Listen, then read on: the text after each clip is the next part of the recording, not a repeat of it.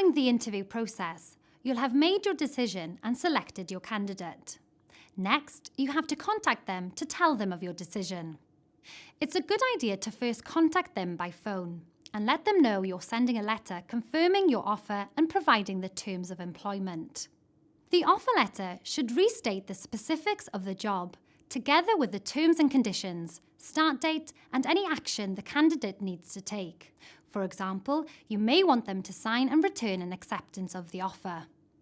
Include any specific conditions. For example, if the job is subject to exam success or subject to satisfactory references being received. Make sure the candidate is aware that you are seeking references and get their express permission to approach their current employer. It's common practice to appoint a new employee for a probationary period, usually 3 months, to make sure they're capable of doing the job. Include this information in your offer letter. But remember, even during a probationary period, an employee has statutory rights with which you must comply. When you ask for references, include a job description. It's also recommended that you ask structured, relevant questions that enable you to gain further information about the candidate's abilities. Don't ask for personal information or the referee's personal views of the candidate.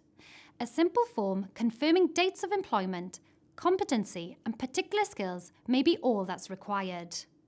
At this point, you should also do any other checks that are necessary. For example, if they're not a British national, check to confirm that the applicant has the right to work in the UK. Or if driving is part of their job, check to confirm they have a driving licence.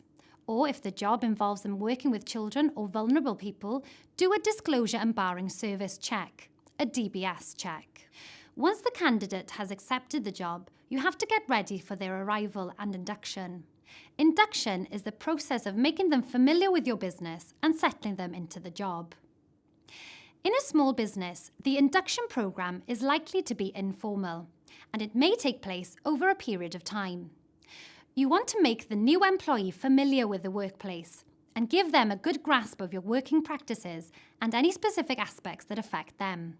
In particular, make them aware of any fire and health and safety requirements so that they're able to do their work in a safe environment, with no risk of being exposed to unnecessary danger or endangering co-workers or business colleagues. Make sure there's space for them and organise essential equipment, including a desk, telephone, computer, and basic stationery. Show them the basic facilities and explain how the working day usually operates. Times and usual arrangements for breaks and lunch, and so on. Introduce the new employee to key people, both within and outside the organisation. Also give them details of who to contact if they need any assistance or have any questions. This is particularly important if they are the first employee and there's only you in the business. Check in with the new employee on a daily basis to answer any questions and to build a positive working relationship. It's important that they feel welcome and are able to contribute as fully as possible, as quickly as possible.